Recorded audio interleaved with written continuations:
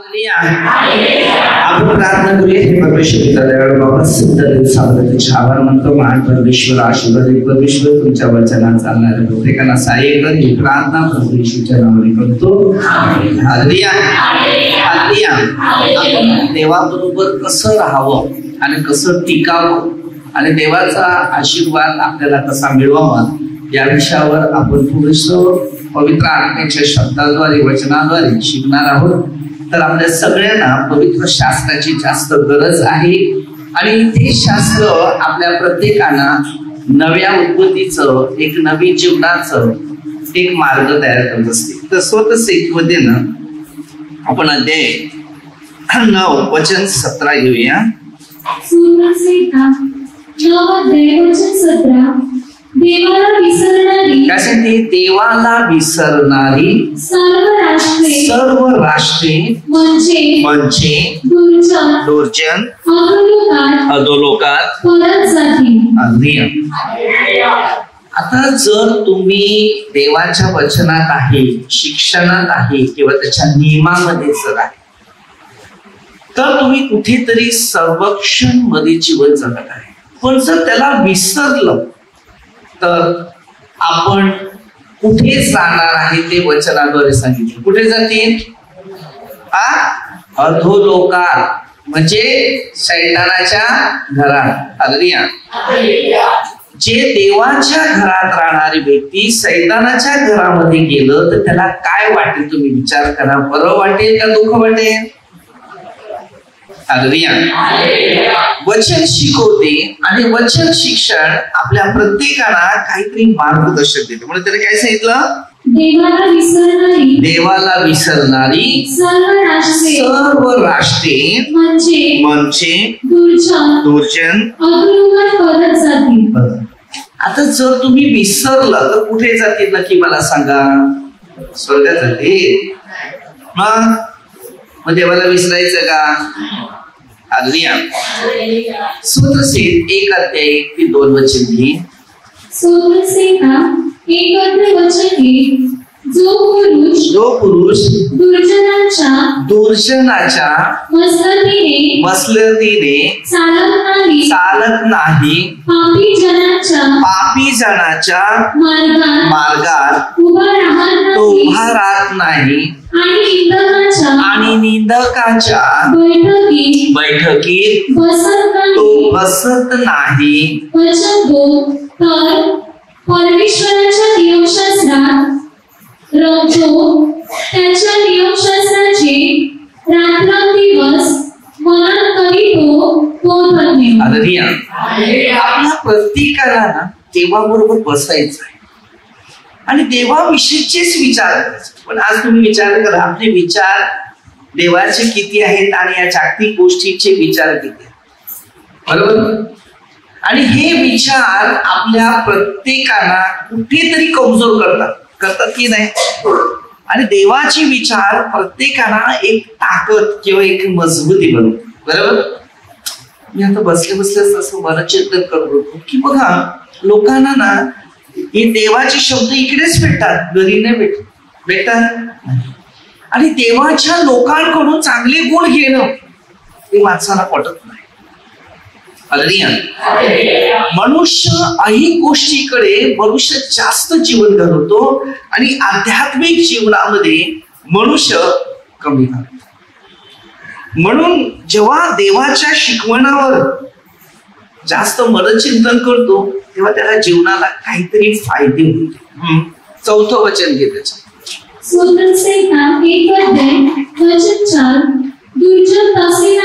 त्याने काय सांगितले? जे दुर्जन आहेत ते तसे नाही. दुर्जन तसे नाही.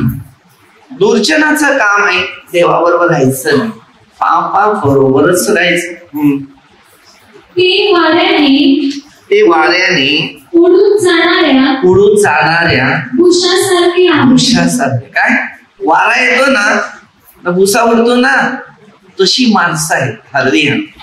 आता तुम्ही विचार करा, माणसाची मानसिक परिस्थिती अशी का की ते भुसासारखे उडून जाणार आहे? हालेलुया. आपली वेळ नेहमी देवाला द्या. मी नेहमी लोकांचं भलं करतो, पण मी कधी कधी विचार करतो की लोक जीवनामध्ये भल्यामध्ये चालत का नाही? आपण मुशासारखी कधी उडून जातील माहिती नाही. ज्या परिस्थितीमध्ये तुम्ही वचनात शिक्षणात आहे, ती परिस्थिती देवाबरोबर मजबूती आहे. एक स्ट्रॉंग बोलतात, त्याला ताकद बोलतात. हालेलुया. आज मनुष्य वचनावर लक्ष देत नाही, वचनाच्या मार्गानुसार चालायला बघत नाही, ना वचनाचं पालन करायला बघत नाही. हालेलुया. राग आहे ना, त्याचं पालन बरोबर करतो, तर मनात धरून धरून धरून धरून ठेवून ठेवून लीला करतो. हालेलुया. पण देवाचा शब्द घेऊन घेऊन घेऊन घेऊन देवाची स्तुती करणं, गौरव करणं, धन्यवाद देणं, देवाचा आशीर्वाद आणणं, आपण आपल्या जीवनामध्ये ते उतरवत नाही. नेहमी प्रभूच्या शिक्षणानुसार आपलं जीवन पहिलं बनवायचं. मी प्रभूमध्ये येणाऱ्या लोकांना एकच सल्ला देतो, जर तुला पहिल्या डॉक्टरकडे गेला काही फरक पडला नाही, दुसऱ्या डॉक्टरकडे गेला तरी फरक पडला नाही, तिसऱ्या डॉक्टरकडे गेला आणि फरक पडला, तर कोणत्या डॉक्टरकडे जाणार? पहिल्याच डॉक्टरकडे जाणार का तिसऱ्या डॉक्टरकडे जाणार? ज्या डॉक्टरकडे ज्याचा फरक झालाय, त्याला फरक पडलाय, त्याच डॉक्टरकडे जाणार. तेच शिकायचं जिथे आमचं भलं झाले. योहान 6:44. विद्याची इच्छा आकर्षिली झाली. बरोबर. पहिला आपण बरेच दगडाच्या, मूर्तीच्या, फायबरच्या सगळ्या देवाची भक्ती केली, मूर्तीमध्ये उतरलो, पण कुठेच प्रगती झाली नाही, सगळीकडे बरबादी झाली. पण जिथे प्रगती झाली ना, आता आम्हाला समज आले की देवाचं वचन अशा पद्धतीने आहे आणि वचनाद्वारेच देव आम्हाला जीवन शिकवतो. मग जेव्हा आता त्याची परिस्थिती प्रमाणे आम्ही जीवनामध्ये जर चेंज होतो, प्रभूच्या उपस्थितीप्रमाणे, हालेलुया, ना आम्ही पहिले जिथे जात होते तिथे खिसे खाली करत होते, तिथे तर परमेश्वर आपल्या खिशामध्ये टाकत जातो, आपली व्यसनं सुटतात, आपलं जीवन. काही लोक सांगतात की पैसे देतात, पैसे देत नाही, खायला प्यायला देतात. रोजची बाकर आहे, सगळं देवाच्या मंदिराचा नियम आहे. सगळ्या ठिकाणी कोणताही धार्मिक स्थळ आहे तिकडे खाण्याची देवाचा नाव यात होत. पण आपण आध्यात्मिक शिक्षण हे पहिलं शिक्षण घेतलं पाहिजे की आध्यात्मिक शिक्षण वचनावरच असते. आता शाळेमध्ये टीचरचा फोटो नसते, त्या शाळेमध्ये टीचर पोरांना शिकवते आणि ते शिक्षण घेतल्यावर त्या शिक्षणानुसार मुलं पास होतात. तसं हे शिक्षण आहे. नीतिसूत्र 23:23 मध्ये दिलेलं वचन आहे. नीतिसूत्रे 23:23 सत्य सुज्ञता शिक्षण व समंजसपणा हे विकत घे, विकू नका. ज्ञान घे. काय सांगते? सत्य, सुज्ञता, शिक्षण विकत घे, विकू नका. लोक विकतात. हालेलुया. बरेच लोक असे तुम्हाला भेटतील, मी तुझ्यासाठी प्रार्थना करतो, घे, मला 10,000 दे, जर तुझं काम झालं. अशा माणसाला घरामध्ये उभं करायचं, कारण तो पूर्ण शैतानाच्या सानिध्यात जीवन जगून येतो. तेव्हा मत्ती 24:24 बघायचं आहे की खोटे ख्रिस्ती आणि खोटे संदेश असतात. कोणताही व्यक्ती देवाची सुवार्ता गाजवतो त्याला पैसा घेण्याचा हक्क नाही. तो हक्क आहे मंदिराचा. ज्या मंदिरात जो व्यक्ती सेवा करतो, गोरगरीब गरजवंती व्यक्तीला खायला प्यायला जातो, त्याच मंदिरात ते पैशाचं डोनेशन टाकू शकतो. मला की 3,006 तेव्हा त्याला आशीर्वाद भरपूर मिळतो. हालेलुया. जर तुम्हाला देवाच्या शब्दाकडे, आता मुलांचं बघा, कधी कोणती टीचर आहे तिला घरी बोलून आणून सांगतात का, तर माझ्या मुलाला थोडं शिकवायला मी पैसे देतो, ट्युशनला लावतील. बरोबर. मुलं ट्युशनला जातात, शाळेत पण जातात, पण प्रसन्न 100% कोणाही टीचरला आपल्या घरात येऊन आपल्या मुलांना शिकवायचं काम नाही. आणि जरी ते असेल तरी ते शिक्षण आहे, ते धार्मिकता नाही. तर तिचा तो व्यवहार असेल, तो प्रसन्न व्यवहार असेल, ते त्या मुलाचं बुद्धी काम करत नसेल तर त्याला एक्स्ट्रा क्लास घेण्यासाठी ते कदाचित बोलू शकतात. हा प्रश्न आहे. पण हे धार्मिकताला तसं नाही. धार्मिकता प्रार्थना करायला पैसा लागते असं पवित्र शास्त्राचा उल्लेख केलेला नाही. हालेलुया. बरेच लोक तुम्हाला असं पण सांगतील की आमचा येण्या जाण्याचा खर्च लागतो, मी पण सगळीकडे फिरतो, मला तो देव पुरवतो. जो पवित्र आत्म्यात परिपूर्ण आहे आणि पवित्र आत्म्याने आपले जीवन चालवतो देवासाठी, तुमचं वैयक्तिक जीवन आहे ते मी नाही सांगू शकत. माणसाचं एक वैयक्तिक जीवन असते, त्या वैयक्तिक जीवनासाठी मी तुम्हाला काहीच बोलू शकणार नाही. हे तुमचं पर्सनल जीवन तुम्हाला कधी तुम्ही काय करायचं तुम्ही नाही समजू. पण येशूच्या नावामध्ये जी सुवार्ता गाजवतात, प्रचार करतात, तर ते येशूचंच नाव आलं पाहिजे. तिथे कोणत्या ब्रदर मास्टर मास्टर काही नाही, तिथे सगळे मानव आहेत. देवाचे सेवक मध्ये 10 ते 40 पासून वचन दिले. संदेष्टाला संदेष्टा म्हणून तुम्ही सन्मान करा. पण जिथे संदेष्टा पैशाचा जिथे व्यवहार करतो, दिले ते घ्या, त्याला दिलं ते स्वतःच्या डिमांड ठेवायचं. हालेलुया. हालेलुया. डिमांड ठेवायचं. आता मी काही ठिकाणी जातो, मला देतो, मी नाही. तुम्ही या मंदिरात तुमचा व्यवहार देवाशी एवढा होईल ना, तो जास्त फायदेशीर. माझा तुमचा व्यवहार झाला तर फायदा नाही. तुम्ही मला दिले, देवाला नाही, देवाच्या सेविकाला नाही. हालेलुया. आपल्याला शिकायचं आहे. आम्ही आहे माहितीये लूका 8 अध्यायामध्ये आपण वाचतो की येशूला पण पैशा अडकेने मदत दिलेली. त्याचा अर्थ तसं नाही की मदत तुम्ही कोणाला करू नका, हा प्रश्न पण नाहीये. पण काही लोक काय करतात, मागणी करतात, डिमांड ठेवतात. प्रभूच्या वचनामध्ये जी सुवार्ता गाजवली जाते तिथे डिमांड नाहीये. जिथे आलं देवाने दिलेले जे मार्ग आहेत ते. हालेलुया. काही लोक प्रार्थना ठेवतात आणि पैसे कमी पडले तर पाहिजे तेवढे त्यांच्याकडून काढून घ्या, बाबा थोडे वर्गणी काढा आणि याचं भाडं आहे तुमच्यासाठी, तुम्ही काढले पैसे पुरे करून त्यांना द्या. हे सांग. काही लोक दुनियाचा पैसा घेतात आणि आपल्या बॅकी भरून निघून जातात. हे बायबलच्या पूर्ण विरोध आहे. तुम्ही दान घ्या, मी नाही असं सांगत नाही, पण तुम्हाला माहितीये किती गरीब आणि किती गरजवंत लोक आहेत.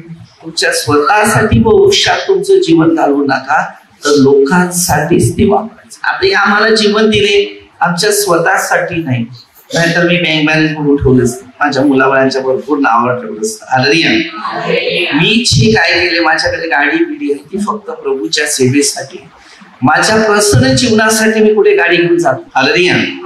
जिथे माझ्या नातेवाईकामध्ये पण मी जातो, कारण देवाच्या नावाचं आहे ते कैसराचं कैसर आणि देवाचं ते सरकारचं सरकारला आणि परमेश्वराचं ते परमेश्वर. मला दिलं तर माझ्यातून पण मी काय आहे ते मला पाहिजे तेवढे गहूची भाकर मिळते तेवढं. 3-4 दिवसाचा बर्फाचा खातो, जे मिळेल आहे ते खातो, चूक राहतो का समजा. एखाद्या वेळे तीच वेळ काळ असते तो आपल्याला समजून घ्यायचा. पण पहिल्यांदा तुम्हाला माहितीये की जे प्रार्थनेत असतात ते पहिल्यांदा गरीबच असतात.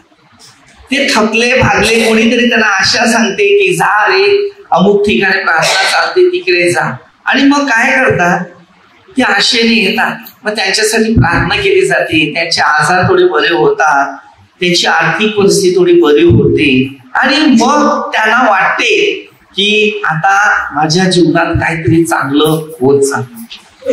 हालेलुया. जर तुमच्या मनाने त्यांना वाटते की चला हे माझ्यासाठी काहीतरी लाईट बिल खर्च होतो, तुम्ही खर्च द्यावा, तो मान्य आहे, मागणी नाही करायची. हालेलुया. डिमांड नाही ठेवायचं. डिमांड असा असतो ना, माणसाला कमजोर, म्हणजे तुमच्या दान नाही मिळत. ज्या व्यक्ती दान आहे ना तो मनुष्य पैसे नाही मागत. दिलं ते घे, हे मी मान्य सांगतो. तुम्हाला कोणी दिलं ते लोकांना प्रचार करता, सुवार्ता सांगतात, दिलं घ्या, पाकिट घ्या, निघून जा, कारण तुमचा मेहनत आहे, तुम्हाला करणं भाग आहे, ते मी नाही सांगू शकत, कारण प्रभूचे नियम आहेत ते. हालेलुया. पण डिमांड नका ठेवा. अनेक लोक डिमांड ठेवतात, मी प्रार्थना करेल तर मला एवढे पैसे दिले तर. हालेलुया. प्रभूमध्ये डिमांड नाही. आम्हाला शिकायचं आहे. जेव्हा प्रेषितांच्या कृत्यामध्ये 5वा अध्याय, आणि या 5वा अध्यायामध्ये ना हनन्या आणि सफीरा हे जमीन विकली गेली. जमिनीचा जो एक हिस्सा होता तर बायकोने भडकवलं, त्यामुळे या दोघांची परिस्थिती अशी झाली. आणि ते पेत्राला म्हणायला लागले, पेत्र म्हणतो नन्या ही जमीन एवढ्यालाच विकली का? तू पवित्र आत्मेशी लबाडी का करतो? जे होतं ते तुझंच होतं ना. हालेलुया. बघा, जीवनामध्ये ना एक चांगलं करावं हे वाटतं. आता मला वाटतं इकडे आश्रम काढायचा आहे, हॉस्पिटलची तयारी करायची आहे, परंतु डोनेशन नाही. मी काय सांगू? बांगड्या विकणं मला डोनेशन वेगळे मोठे मोठे दागिने करून येतात, मग मी सांगू त्यांना देवाच्या राज्यामध्ये काही कामाचं नसेल असं सांगू का? कोणाच्या दान किंवा कुठल्या पेक्षा आपल्याला मोह नाही ठेवायचं. आपल्याला जे शिकायचं आहे ते देवाच्या गौरवासाठी. मी तुमच्यासाठी करतो, माझ्यासाठी मला माझ्यासाठी माझा प्रभू आहे. हालेलुया. मी त्याच्यावर श्रद्धा आणि विश्वास ठेवतो. लोकांनी निर्णय घ्या, स्वर्गात जमा करा. मी एवढंच बोलतो, माझ्यासाठी कुणी काही करायचं नाही. मी आहे त्यात समाधान आहे. स्वर्गाचा मी जे करतो ना ते माझ्यासाठी नाही. मी तुम्हाला सांगतो, कारण आप कमाय ना बाप कमाय काय ते बघून आले. हालेलुया. कोणत्याच वस्तू आपल्या जवळ राहत नाही हे मी अनुभव घेतले. हालेलुया. आपलं जीवन हे त्याच्या हातात आहे ना. वाफाप्रमाणे राहायचं आहे ना, चांगलं करायचं. हालेलुया. कारण पुढे काय जो होणार आहे त्यासाठी, माझ्यासाठी नाही. मी लोकांना खूप शिकवतो, मार्गदर्शन करतो, घडवतो, पण लोकांना पटत नाही. बरेचसे विषय आहेत, बरेचशा गोष्टी आहेत, बरेचसे शिक्षण आहे. कारण पुढचा काळ फार खतरनाक. म्हणून मी सांगतो की देवाशिवाय दुसरा पर्याय नाही. ज्या माणसाचा देवावरचा विश्वास तुटलेला आहे ना, त्याला कधीच आरोग्य मिळणार ना. इकडे आरोग्य मिळणार, दुसऱ्या प्रांतात गेले तिकडे नाहीये, डॉक्टरकडे जाणार तिकडे पण नाही, कुठेच नाही. कारण ये शेवटची हात येशू जवळ. हालेलुया.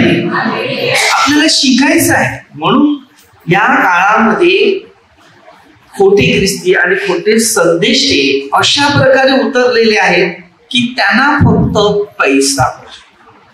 हर ठिकाणी प्रार्थनेमध्ये जर तुम्ही बघितलं ना तर बिझनेस करा. तुम्ही मी नाही सांगू शकत बिझनेस करा, पण गोरगरिबासाठी आपल्या स्वतःच आहे ते नाही. कुठलाही स्वतः एक उद्योग करा, काम करा. बोलपूर संतो तंबू बनवायचं काम करत होता. हालेलुया.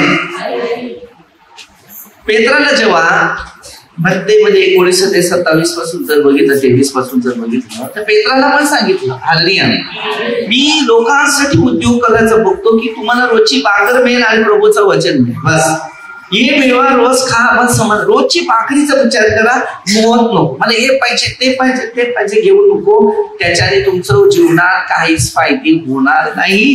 ते रडावं लागेल. आपण कमवतो ना तेव्हा ते गोरगरिबासाठी दशवश आपण काढायचा. ना डॉक्टरची पैरी येणार तुम्हाला, ना तुमच्या घरातला मेंटेनन्स खर्च तुम्हाला येणार. किती वर्ष तुमच्या घरातला बल नाही उडणार. हालेलुया. किती वर्ष तुमच्या घरातले बल उडणार. 8-10 वर्ष गेले तरी बल उडणार. यामध्ये मी अनुभव घेतला. हालेलुया. माझ्या रूम मध्ये मी प्रार्थना करतो, त्या रूम मध्ये किती वर्षापासून ते बल आहे, पण ती बल उडत नाही. हालेलुया.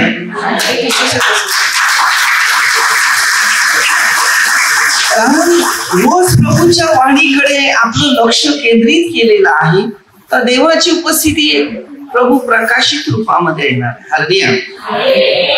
चांगलं करा, चांगलं घ्या आणि चांगलं बघा. मी लोकांचा ह्याच विचार करतो की किती लोक आज प्रार्थना करायला जातात, पैसे मागतात त्याच्याकडून, पण ते पैसे कुठल्या ठिकाणी जातात ते पण बघा. चांगल्या ठिकाणी घेतले असेल तर ते पैसे तुम्हाला कामाला येतील, म्हणजे वाईट ठिकाणी जात असेल तर त्या पैशाचा काहीच वापर होणार नाही.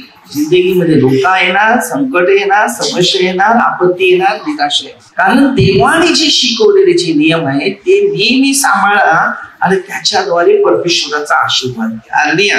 म्हणून इकडे आपल्याला शिकवताना की शिक्षण घेताना अनुभव घ्यायचा आहे. आणि 2:1 आणि 5:5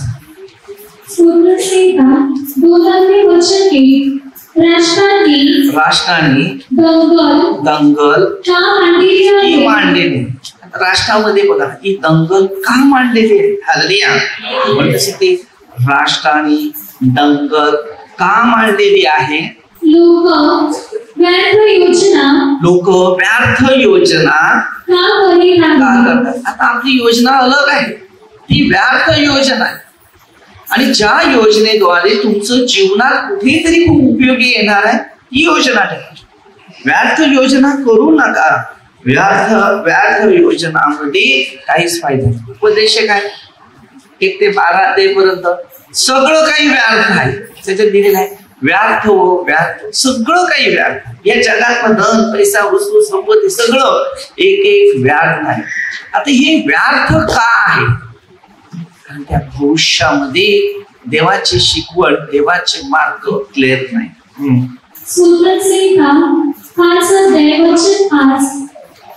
तुझ्या दृष्टीपुढे बढाई मारणारे टिकणार नाही. काय सांगते? तुझ्या दृष्टीपुढे बढाई मारणारे टिकणार नाही. बढाई कशाला मारायचं? माणसाच्या बढाई माणसाला कमजोर करतो. माझं एकच हेतू आहे, जे काय मी बघितलं ना हे देवासाठी पाहिजे, लोकांसाठी पाहिजे, याची गरज अशी तर त्याची माझ्या मनाचे विचार. मला हा विचार येतो, मला हो नाही आहे की लोकांचं भलं झालं, हे लोकांसाठी असं होईल, याचा फायदा होईल, ह्याला कामधंदा नाही, त्याच्यात 2 रुपये कमावू शकतो, 2 पैसे मिळू शकते, त्याची रोजची भाकर होईल, तो त्याच्यात घुसला तर तो पापात घुसणार नाही, तो कामधंदा करीत रोजची भाकर खायची. हे माझ्या मनाचे हेतू असतात. पूर्वीचे लोक बघा शेतीवाडीमध्ये काम करत होते, बरोबर? ते काम करत होते ते त्यांना यायचं, दुपारचं यायचं, आले लाकडं बिकडे घेतली का ते जेवण बिवण काय ते बनवायचं, खाल्लं पिलं, झोपले, 2-3 वाजता परत निघाले. 12च्या आतमध्ये आसपास यायचे, 12 पर्यंत झाले का जेवण बिवण बनवणार, खाणार, पुन्हा आराम करणार, आणि 2 वाजले 2:30 वाजले निघाले, परत काम कर. संध्याकाळी 6 वाजेपर्यंत काम केले का परत घरी आले, 7-7:30 पर्यंत जेवले आणि झोपले. ना पंखा ना एसी ना काय नाही. आता एसी आहे तरी झोप लागत नाही, पंखे आहेत तरी झोप लागत नाही, पलंग आहे तरी झोप लागत नाही. त्यावेळेला खाटा अशा असायच्या की अर्धा पाळणाच होता. पण आजारी नव्हते. आजोबा एखाद्या त्या खाट्यात बसलेला झोपून राहिलेला बघितलं तर दिसायचा पण नाही. आता घ्यायचे, बांधायचे, विणायचे. मी स्वतः बांधलेलं आहे, मला माहिती आहे, अनुभव आहे. आता गादी व्यवस्थित असते तरी पण झोप नाहीये.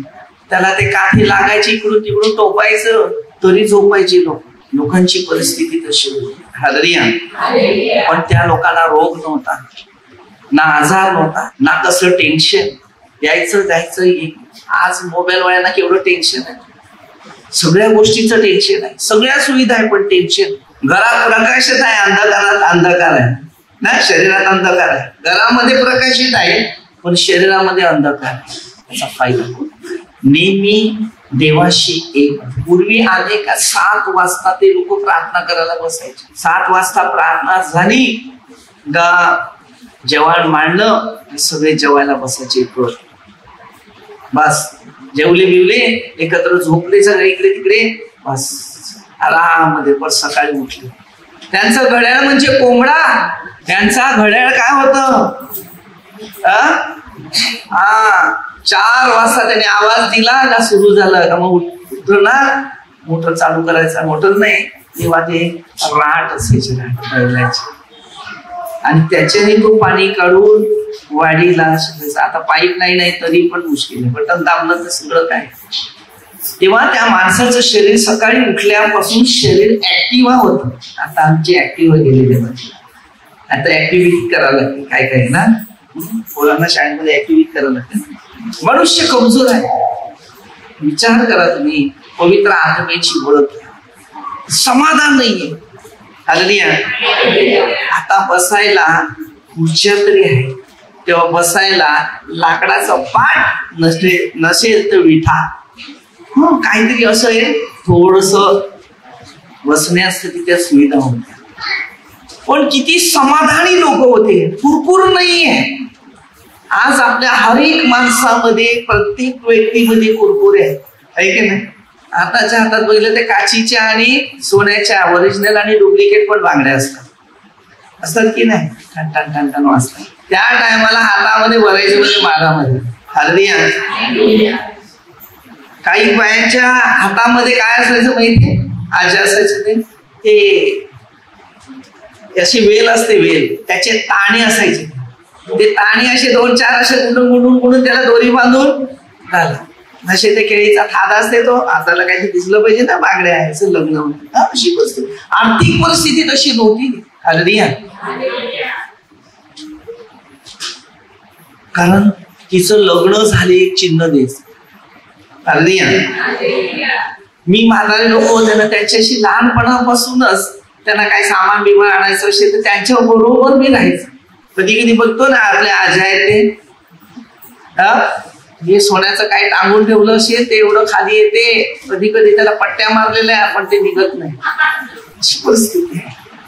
तो एक मोह असतो, एक काय सांगतात, तो एक स्वभाव असतो. हालेलुया. आपल्याला ते जीवन खूप सुखी होतं. मी तुम्हाला सांगतो ना, हल्ली सगळं आहे घरामध्ये परंतु त्या माणसाला सुख नाही, सुखी जीवनच दिसत नाही. सगळ्यांचे चेहरे बघितले, फक्त सकाळी उठल्यावर दात घासायचे असेल तेव्हा असतात, तेव्हा हे दात मात्र बाहेर दिसतात. तत्पर्यंत कोणाचे दात बाहेर उतरले जात नाही, एवढे अस्वस्थ असतात. हालेलुया. समाधान नाही मनुष्य, आज समाधान नाही. तो सांगतो या देवळाचं, या प्रार्थनेचं, तो सांगतो या प्रार्थनेचं, इकडेच तिकडेच. अरे जा कुठेतरी जा, नाही असं नाही मी सांगू शकत, पण हे मन योहान 14 अस्वस्थ ना, अस्वस्थ ठेवू नका. मनुष्य अस्वस्थ असला ना, त्याच्यात शैतान भरपूर प्रमाणात कार्य करत असतो. नम्रता धारण करा. आता एखादा माणूस आपल्या घरी पण प्रार्थना करतो, वैयक्तिक प्रार्थना करतो, वैयक्तिक करणं गरजेचं आहे, पण ती प्रार्थना नंतर ती प्रार्थना घेऊन दुसऱ्याला पण प्रार्थनेच्या गोष्टी शिकवल्या पाहिजे, तेव्हा तुमची प्रार्थना कुठेतरी जमेस येते. असं असते. हालेलुया. तुम्हाला घडवलं, मग आता तुम्ही आले प्रार्थनेला, तुम्ही दुसऱ्या 4 लोकांना तुम्ही प्रार्थना शिकवली पाहिजे, किंवा नाही शिकवलं तर त्यांना प्रार्थनेत आणलं. ते पापामध्ये असतात ना, त्याच्यातून बाहेर. आता आपल्यामध्ये कसं आहे, मार्क 9:42 भरपूर लोक आहेत या प्रार्थनेमध्ये आहेत, याला इकडून काढून दुसऱ्या प्रार्थनेमध्ये नेण्याचं काम. ते पेत्राच्या दुसऱ्या पत्रात 2:22 सारखी कामं करतात. परत त्या ओखीकडे जरा, परत ज्या गाडीतून उतरल्या ना त्याच गाडीमध्ये परत प्रवास करतात. फायदे त्याच्यातून काही नाही होत, ते आपली खिशी खाली करण्याचं काम करतात. मग देव सांगतो लोक 11:24 प्रमाणे, मग त्यानंतर जे 7 दुष्ट आत्मे पहिल्यापेक्षा जास्त आहेत, कारण तुम्ही देवाला ओळखून सुद्धा न ओळखतात असं आहे. हालेलुया. जो मनुष्य देवाला ओळखतो तर पुन्हा त्यांनी नव्याने ओळख करायची नाही, ती ओळख होत नाही. एकदा ओळख झाल्यानंतर ओळख राहायला लागते. योहान 15:13-14 मध्ये येशू बोलला, तुम्ही माझे मित्र जो व्यक्ती येशूच्या सांगण्यावर आहे, जो व्यक्ती येशूच्या वचनावर आहे, जो व्यक्ती येशू प्रभूच्या मार्गावर चाललेला आहे, त्याच व्यक्तीला प्रभू येशूची जाणीव आहे. आपल्याला एक शिक्षण घ्यायचं आहे आणि ते शिक्षण घेतल्यावर आपल्याला देवाच्या वचनाप्रमाणे प्रवास करायचा. म्हणून शिकताना वचन, शिक्षण, नियम आणि वेद. जर तुमचं मन क्लिअर नसेल तर कुठल्याही जगाच्या कानाकोपऱ्यात प्रार्थनेला जा, तुम्ही कुठे पण स्थिर नसणार. म्हणून प्रभू येशूने मत्ती 16:18 वचन दिलेले आहे की पेत्राला या खडकावर मंडळी रचायला सांगितलं. मग त्याला चाव्या दिल्या, त्याला स्वर्गाच्या पण दिल्या आणि पृथ्वीच्या पण चाव्या दिल्या. तो म्हणते तिकडे अधोलोकाचं चालणार नाही. प्रभू येशू बोलतो त्याला, सांगते अधोलोकाचं काही चालणार नाही, मी तुला अधिकार दिलेला आहे. या खडकावर मी आपली मंडळी रच. आता ही मंडळी येशू ख्रिस्ताच्या नावावर असलेल्या माझ्या नावावर नाही. हालेलुया. अनेक लोक नावावर चालतात, नावावर नाही वचनावर आणि कार्यावर चालतात. भले आम्हाला घडवलेलं आहे करा, पण आम्ही श्रेष्ठ नाही, श्रेष्ठ एकच आहे, तो येशू. सर्व नावापेक्षा एक श्रेष्ठ आहे, ते म्हणजे येशू. म्हणून प्रेषित 4:12 दिले, कारण दुसऱ्या कोणाकडे होणार असं नाव नाही आकाशाखाली पृथ्वीमध्ये. हालेलुया. प्रेषित 16:31 मध्ये दिले, तू विश्वास ठेवतो तुझ्यावर तुझ्या करण्याचं कारण ते प्रभू येशूवर ठेवायचं. आमच्यावर पण विश्वास पाहिजे, पण एवढा नाहीये 5% आमच्यावर तर 95% देवावर. देवाचा एक मध्ये तेच वचन दिलं. प्रभू येशू परमेश्वर पित्याविषयी शिकवत होता. मग हे शिक्षण तुमच्याकडे आहे ते घ्या. मेंढपाळ संत पौल कोरिन्थीकरासमध्ये पत्रामध्ये 11:1 मध्ये सांगितले, जसं मी ख्रिस्ताच्या अनुकरणात आहे तशी तुम्ही माझ्या अनुकरणात राहा की तुम्ही ख्रिस्ताच्या वचनावर चाला. योहान मध्ये 10:1-18 प्रभू येशू खरा उत्तम मेंढपाळ आहे नव्हता. हालेलुया. काय खरा मेंढपाळ येशू ख्रिस्तच होता. तो आपला मेंढरासाठी आपला काय देत होता? प्राण देत. म्हणून मेंढपाळाची पण आपल्याला खात्रीची ओळख करता आली पाहिजे आणि मेंढपाळाने आपल्याला मेंढराच्या बाबतीत चालण्याची जबाबदारी घेतली पाहिजे. नाहीतर ते पूर्ण लांडगे आहेत. प्रेषित 20:29 पासून दिलेला पौल पण ते सांगतो, आपल्याला जेव्हा संकट येईल, जेव्हा संकटात जर आपल्याला मेंढपाळ जर मदत करत नसेल तर ते मेंढपाळ नाही. हर संकटामध्ये सहाय्य करतात. आता एखाद्या व्यक्तीला आपण मार्गदर्शन करतो, शिकवतो, तर रोज काय शिकवणं, रोज काय मार्गदर्शन पाहिजे का? तुम्हाला काय वाटते? तुम्हाला मी वारंवार मार्गदर्शन करणार आणि रिट्रीट करा, रिट्रीट केल्यानंतर तुम्हाला मार्गदर्शन केलं तर तुम्ही फोनवर सगळे मार्गदर्शन मागणार, मी मार्गदर्शन देऊ शकेल का? नाही. तुम्हाला देवाबरोबर यायचं. आज बरेच लोक आहेत फोनवर प्रार्थना करतात, फोनवर हिलिंग करतात, फोनवर आशीर्वाद देतात. हे 100% ओकेच नाही. एकदा दिना ठीक आहे की ते वारंवार नाही देऊ शकत, म्हणजे तुमचा विश्वास तेवढा नाही. हालेलुया. एकदा तुमचा एखाद्या व्यक्तीवरचा विश्वास तुटला, हे प्रार्थना विश्वासावरच चालते. मग भले कितीही तुम्ही त्याच्याकडे प्रयत्न करा, कधीच तुम्हाला आशीर्वाद मिळणार नाही. कारण एकदा आशीर्वाद गेल्यानंतर परत मिळवण्याचा प्रयत्न करणार मिळणार नाही. येशूची आठवण करा. अरे आशीर्वाद मिळण्यासाठी याकोबाने त्याच्या आईने बापाला फसवलं आशीर्वाद घेण्यासाठी.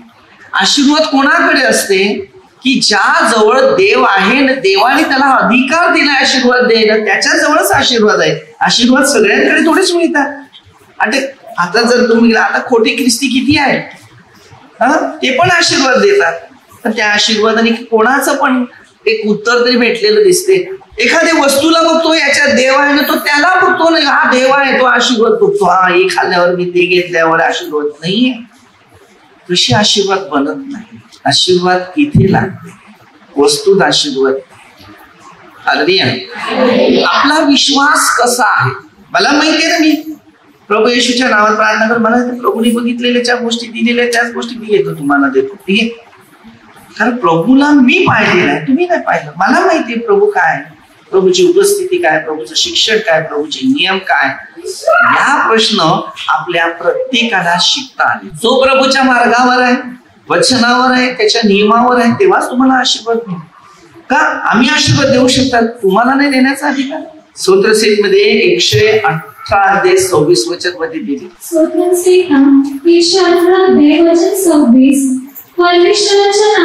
परमेश्वराच्या नावाने येणारा धन्यवादित असो.